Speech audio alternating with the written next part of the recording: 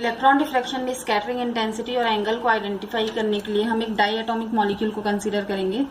Suppose यहाँ पे हम एक x y z coordinate draw कर रहे हैं। ये एक्स एक्सिस है, वाई एक्सिस है, ये जेड एक्सिस है। ठीक, यहाँ पे जो एटॉम है, ए एटम ओरिजिन पे है और बी एटम जो है वो आर डिस्टेंस पे प्रेजेंट है यहाँ पे। ठीक, तो ए बी मॉलिक्यूल का ओरिएंटेशन हमें स्पेसिफाई कर दे रहे हैं अल्फा और फाई से। तो ये इसका ओरिएंटेशन हमने स्पेसिफाई कर दिया अल्फा और फाई से। तो सपोज अब एक इलेक्ट्रॉन बीम जो है वो इंसिडेंट हो रही है वाई एक्सिस के पैरेलल और वो डिफ्रैक्ट हो जा रही है थीटा एंगल पे। ठीक, ये डिफ्रैक्टेड बीम हुआ, ये इंसिडेंट बीम है इलेक्ट्रॉन बीम। ठीक, तो ये थीटा एंगल पे डिफ्रैक्ट हो रही है। तो ए और बी से जितने भी वेव डिफ्रैक्ट होंगे उनका जो इंटरफेरेंस है वो डिपेंड करता है difference between the length of the path दे ट्रेवर्स। इसका मतलब क्या हुआ कि जितने भी वेव यहाँ से स्कैटर्ड होंगे इस ए बी मॉलिक्यूल से, ठीक, उनका जो इंटरफेरेंस है वो डिपेंड करता है उनके पाथ डिफरेंस के ऊपर। ठीक, तो पाथ डिफरेंस हम कैसे आइडेंटिफाई करेंगे? तो उसके लिए हम क्या करते हैं, बी से एक परपेंडिकुलर प्लेन डिफ्रैक्टेड डायरेक्शन में ड्रॉ करते हैं बी एन, और एक परपेंडिकुलर प्लेन डालते हैं अनडिफ्रैक्टेड डायरेक्शन में बी एम। ये डिफ्रैक्टेड डायरेक्शन है क्योंकि जो इलेक्ट्रॉन बीम है वो इस डायरेक्शन में डिफ्रैक्ट हुआ। अगर वो डिफ्रैक्ट नहीं होता वो वाई एक्सिस में ही सीधा निकल जाता, ठीक, इसी के पैरेलल। तो ये हमारा अनडिफ्रैक्टेड डायरेक्शन हुआ। तो यहाँ पे हमने एक परपेंडिकुलर प्लेन डाला बी एन और बी एम, ठीक, रिस्पेक्टिवली। सो अगर m और n जो है वो इन फेस में है तो उस कंडीशन में जो पार्ट डिफरेंस होगा यहाँ पे डेल्टा, ये पार्ट डिफरेंस बराबर हो जाएगा A N minus A M के। ठीक, और ए एन और ए एम की वैल्यू को आइडेंटिफाई करने के लिए हम क्या करते हैं, P से एक perpendicular plane P M undiffracted direction में और पी एन डिफ्रैक्टेड डायरेक्शन में हम ड्रॉ करते हैं। ठीक, और ये जो पॉइंट है B और P, इसको हम मिला रहे हैं। तो यहाँ पे एक राइट एंगल ट्राइंगल बना ए एम पी और एक और राइट एंगल ट्राइंगल बना ए एन पी। ठीक, तो इन दो राइट एंगल ट्राइंगल से हम ए एन और ए एम की वैल्यू फाइंड आउट कर सकते हैं। तो ए एन के लिए हम पहला ट्राइंगल ले रहे हैं ए एन पी। ठीक, तो यहाँ पे एटम ए है इसमें, ठीक, यहाँ पे पी है और यहाँ पे एन है। ये हमारा वाई एक्सिस है, ये एक्स एक्सिस है। ठीक है, ये पूरा एंगल जो होगा तुम्हारा 90 डिग्री के बराबर होगा। अब यहाँ पे अगर हम देखेंगे तो ये वाला जो एंगल है एक्स एक्सिस और यहाँ पे पी के बीच, ये एंगल है थीटा के बराबर, सॉरी ये एंगल है फाई के बराबर, और ये वाला जो एंगल है ये थीटा के बराबर है। और हमको ये जो एंगल होगा इंटरनल एंगल, इसकी वैल्यू फाइंड आउट करनी है।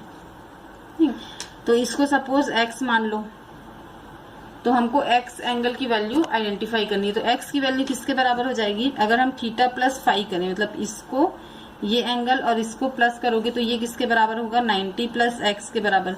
तो एक्स मतलब इंटरनल एंगल की वैल्यू कितनी हो गई, थीटा प्लस फाई माइनस 90 के बराबर।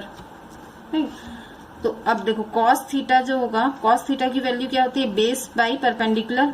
तो बेस की वैल्यू यहाँ पे इस ट्राइंगल के लिए ए एन पी के लिए बेस कितना हो जाएगा, ए एन के बराबर, और परपेंडिकुलर है ए पी। तो ए एन की वैल्यू निकल गई तुम्हारी A P cos theta plus phi minus 90। ठीक, अब वैसी ए एम की वैल्यू के लिए हम क्या ले सकते हैं, एक right angle triangle A M P है उसको कंसीडर कर सकते हैं। यहाँ पे एटम ए है, यहाँ एम है और यहाँ पे पी है। नहीं, ये जो एंगल है ये 90 डिग्री का है यहाँ पे। तो हमको ये एंगल की वैल्यू फाइंड आउट करना है, इंटरनल एंगल कितना है यहाँ पे।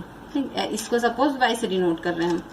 अब ये एक्स एक्सिस है, ये वाई एक्सिस है, और ये जो एंगल है यहाँ पे ये फाई के बराबर है। ये पूरा एंगल होता है 90 के बराबर, हमको पता है।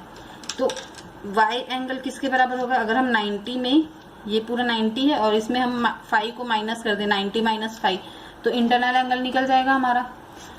तो यहाँ पे इस इक्वेशन में अब अगर हम कॉस 90 माइनस फाई लें, ठीक, कॉस थीटा, तो बेस की वैल्यू यहाँ पे क्या होगी, ए एम, परपेंडिकुलर है ए पी। तो यहाँ से ए एम की वैल्यू निकल गई A P cos 90 minus phi. ठीक, तो ये ए एन और ए एम की वैल्यू हम इक्वेशन यहाँ पे डेल्टा की जगह रख देते हैं। तो डेल्टा इक्वल टू अब क्या हो जाएगा, A P cos theta plus phi minus 90 minus A P cos 90 minus phi. ठीक, अब ए पी की जो वैल्यू है वो होती है आर साइन अल्फा के बराबर। ठीक, तो उसको यहाँ पुट कर दो। और इस इक्वेशन में ये जो टर्म है कॉस थीटा, इसको हम कॉस माइनस थीटा के फॉर्म में लिख रहे हैं। कॉस माइनस, अगर माइनस साइन बाहर निकालेंगे तो ये प्लस साइन माइनस में कन्वर्ट हो जाएगा, माइनस प्लस में। तो इक्वेशन क्या हो गया 90 माइनस ब्रैकेट में थीटा प्लस 5 कर दो, minus R sine alpha cos 90 minus 5। ये हो गया। आर साइन अल्फा कॉमन है तो उसको बाहर निकाल दिए, आर साइन अल्फा। ठीक, ब्रैकेट में कॉस माइनस थीटा एक फॉर्मूला होता है, cos minus theta is equal to होता है कॉस थीटा। ठीक, तो उस इक्वेशन से, उस फॉर्मूले से इसको हम क्या लिख सकते हैं, फर्स्ट इक्वेशन को कॉस माइनस थीटा को cos theta cos 90 minus theta plus 5 minus cos 90 minus 5।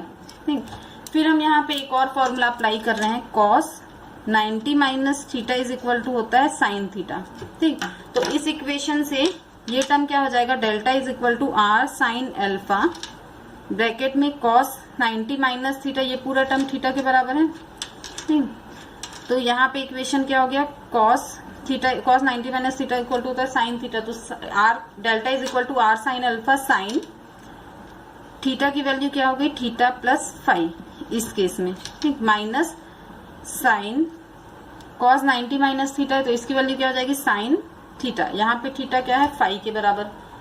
तो ये हमारा एक इक्वेशन निकला। यहाँ पे फिर एक फॉर्मूला अप्लाई हो रहा है, sine C minus sine D, ये बराबर होता है 2 into cos C plus D by 2 into sine C minus D by 2। ठीक, तो इस फॉर्मूले से डेल्टा की वैल्यू क्या हो जाएगी, delta equal to R sine alpha bracket में 2 इंटू, अब कॉस सी की वैल्यू कितना है, थीटा प्लस 5 और प्लस डी की वैल्यू कितनी है 5/2। ठीक, इंटू साइन सी की वैल्यू है थीटा प्लस 5 माइनस 5 डी की वैल्यू बाई 2। ठीक, तो इसको पूरा सॉल्व करोगे तो इक्वेशन क्या हो जाएगा, डेल्टा इज इक्वल टू 2 को बाहर निकाल दो, 2r sign alpha cos theta plus ये कितना हो जाएगा, थीटा नहीं 5 plus theta by 2 into sine theta by 2। ठीक, ये निकल गया हमारा पार्ट डिफरेंस की वैल्यू जब m और n जो है वो इन फेस में है। ठीक, अगर हमको इसमें और वेव ऐड करना है जो डिफर कर रहे हैं इन फेस और एम्पलीट्यूड में, तो उस कंडीशन में जो डिफरेंस होता है इन फेस में, जो भी दो स्कैटर्ड वेव होंगी, ठीक, उनके बीच का जो फेस डिफरेंस होगा वो बराबर हो जाएगा 2 पाई बाई लैम्डा इंटू डेल्टा के। ठीक, डेल्टा पार्ट डिफरेंस है तो उसको हम 2 पाई बाई लैम्डा से मल्टीप्लाई कर देंगे तो वहां पे हमको फेस डिफरेंस की वैल्यू निकल जाएगी दो स्कैटर्ड वेव के बीच का। ठीक, अब यहाँ पे हम एम्पलीट्यूड और इंटेंसिटी को आइडेंटिफाई करने के लिए क्या कंसिडर करते हैं कि सपोज एटम ए और बी जो है वो अगर आइडेंटिकल हुए, ठीक, सेम है वो दोनों एटम, तो उस कंडीशन में जो रिजल्टेंट एम्पलीट्यूड होगा एट पॉइंट पी पे, ठीक, तो रिजल्टेंट एम्पलीट्यूड ए ये किसके बराबर हो जाएगा, A not plus A not E to the power 2 pi I delta by lambda के बराबर, जहां पे ए नॉट जो है वो एटॉमिक फॉर्म फैक्टर है for scattered electron, atomic form factor, ठीक, जो कि न्यूक्लियर चार्ज ऑफ एटम के ऊपर डिपेंड करता है, एटम के न्यूक्लियर चार्ज के ऊपर डिपेंड करेगा ए नॉट की वैल्यू। अब जो इंटेंसिटी होगी, ठीक, वो प्रोपोर्शनल होती है स्क्वायर ऑफ ए स्क्वायर या एम्पलीट्यूड के स्क्वायर के, या फिर इस केस में जो इंटेंसिटी है वो डायरेक्टली प्रोपोर्शनल है या वो बराबर है ए इंटू ए बार के। ठीक, तो यहाँ पे ए की वैल्यू ये है, ए इंटू ए बार रखोगे तो इसको सॉल्व करने से इक्वेशन क्या आता है, ए नॉट स्क्वायर ब्रैकेट में 1 प्लस ई की power 2 pi I delta by lambda into 1 plus e to the power minus 2 pi I delta by lambda. ठीक, ये इंटेंसिटी आई की वैल्यू निकली। या इसी को हम और कैसे लिखते हैं, इसको जब पूरा सॉल्व करोगे तो इक्वेशन बन जाएगा 2a not square, sorry equation बन जाएगा a नॉट स्क्वायर ब्रैकेट में 2 plus e to the power 2 pi I delta by lambda plus e to the power minus 2 pi I delta by lambda. ठीक, यहाँ पे ये जो टर्म है, ठीक, इसमें एक फॉर्मूला अप्लाई होता है, फॉर्मूला होता है 1 प्लस ई की पावर आई थीटा इंटू 1 प्लस ई की पावर माइनस आई थीटा, ये बराबर होता है 2 इंटू ब्रैकेट में 1 प्लस कॉस थीटा के।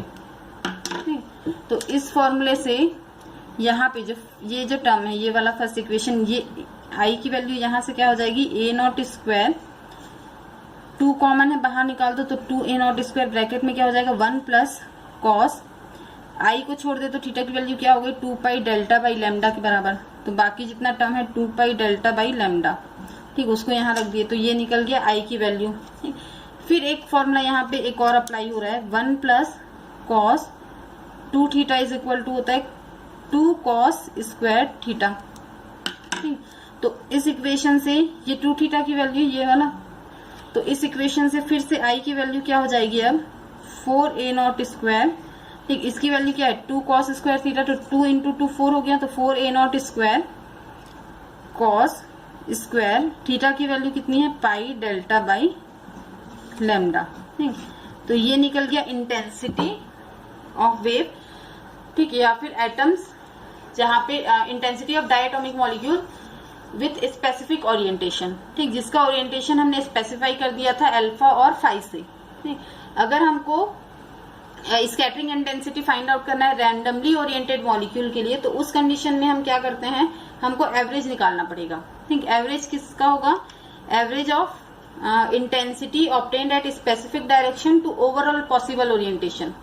ठीक, तो स्पेसिफाइड ओरिएंटेशन में इंटेंसिटी कितनी थी और ओवरऑल कितने पॉसिबल ओरिएंटेशन हो सकते हैं, वहां पे इंटेंसिटी का अगर हम एवरेज निकालेंगे तब हमको एक एवरेज इंटेंसिटी निकलेगी। तो जितने भी डिफरेंशियल एलिमेंट होते हैं सॉलिड एंगल में, सॉलिड एंगल होता है उसका डिफरेंशियल एलिमेंट की वैल्यू होती है sine alpha D alpha into D phi के बराबर। ठीक, और जो टोटल सॉलिड एंगल होता है स्फीयर का वो होता है 4 पाई के बराबर। तो इन दोनों टर्म से अगर हम scattering intensity, average scattering intensity निकालें तो आई एवरेज जो होता है ये ऑलमोस्ट इक्वल टू हो जाता है 4 A not square by 4 pi integration from 0 to 2 pi integration from 0 to pi. ठीक, ये फॉर्मूला याद रखना, कॉस स्क्वायर ब्रैकेट में हो जाएगा 2 pi R by lambda sine theta by 2 sine alpha into cos bracket में 5 plus theta by 2 into sine alpha D alpha into D phi के बराबर। नहीं, ये निकला हमारा एवरेज इंटेंसिटी की वैल्यू। इसको जब हम पूरे टर्म इंटीग्रेट करते हैं इस टर्म को, तो आई एवरेज जो होता है उसकी वैल्यू हो जाती है I average is equal to 2 A not square 1 plus sine S r upon s are, जहाँ पे एस की वैल्यू जो है, ठीक, एस इक्वल टू होता है 4 pi by lambda sine theta by 2, ये एस की वैल्यू है। और ये हमारा निकला average intensity for randomly oriented molecule. नहीं, अगर हमको मोर कॉम्प्लेक्स मॉलिक्यूल के लिए इंटेंसिटी फाइंड आउट करनी है तो वहां पे हम वायरल इक्वेशन को यूज करेंगे। तो ये स्कैटरिंग इंटेंसिटी की वैल्यू निकली। ठीक, तो इसमें हमने वो क्या किया, आइडेंटिफाई करने के लिए एक डाई एटॉमिक मॉलिक्यूल कंसीडर किए ए बी, जहाँ पे ए एटम ओरिजिन पे है, बी उससे आर डिस्टेंस पे है, तो पार्ट डिफरेंस जितने भी वेव्स जो हैं ए बी से स्कैटर्ड होंगे। ठीक, उनका जो इंटरफेरेंस की वैल्यू है वो पार्ट डिफरेंस पे डिपेंड करती है। तो पार्ट डिफरेंस आइडेंटिफाई करने के लिए हमने क्या किया, बी एन और बी एम एक perpendicular plane diffracted direction undiffracted direction में डाला। सो डेल्टा की वैल्यू किसके बराबर होगी, अगर एम और एन इन फेस में है तो A N minus A M के बराबर। ठीक, ए एन और ए एम की वैल्यू यहाँ पे जो राइट एंगल ट्राइंगल बना ए एन पी और ए एम पी वहां से निकला, तो वहां से डेल्टा की वैल्यू कितनी हो गई, A P cos theta plus 5 minus 90 minus A P cos 90 minus 5। इसको ए पी की वैल्यू है आर साइन अल्फा के बराबर, और ये जो कॉस थीटा था इसको हमने लिखा कॉस माइनस थीटा के फॉर्म में पहले लिखा।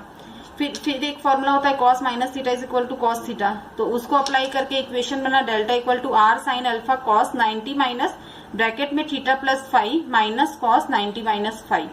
ठीक, तो यहाँ पे फिर एक फॉर्मूला अप्लाई हो रहा है, cos 90 minus theta equal to होता है साइन थीटा, तो उस फॉर्मूले से इक्वेशन क्या बन गया, delta equal to R sine alpha bracket में sine theta plus 5 minus sine 5। यहाँ पे फिर एक फॉर्मूला अप्लाई हुआ, sine C minus sine D equal to होता है 2 into cos C plus D by 2 into sine C minus D by 2।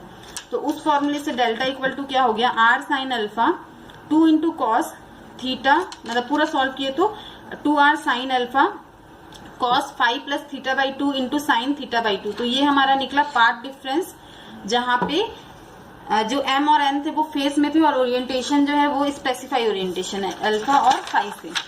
ठीक, अब अगर हमको इसमें और वेव ऐड करना है, ठीक, जो कि इन फेस में नहीं है और जिनका एम्पलीट्यूड भी डिफर कर रहा है, तो उस कंडीशन में हम क्या करते हैं, जो डेल्टा जो डिफरेंस होगा इन फेस का बिटवीन टू स्कैटर्ड वेव, उसकी वैल्यू हो जाती है 2 पाई बाई लैम्डा इंटू डेल्टा के बराबर।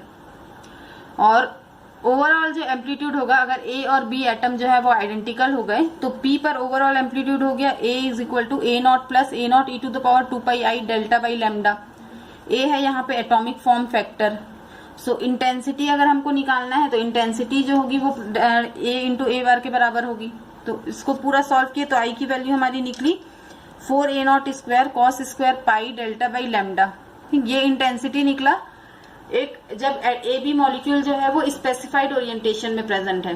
ठीक, अगर हमको रैंडमली ओरिएंटेड मॉलिक्यूल के लिए इंटेंसिटी निकालनी है तो उस कंडीशन में हमको एवरेज निकालना पड़ता है।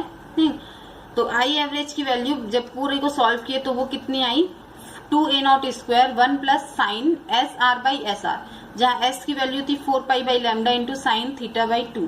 तो ये हमारा निकला intensity for randomly oriented molecule. ठीक, एवरेज। अगर मोर कॉम्प्लेक्स मॉलिक्यूल है तो उसकी इंटेंसिटी को निकालने के लिए हम वीरल इक्वेशन को यूज करते हैं। ठीक है।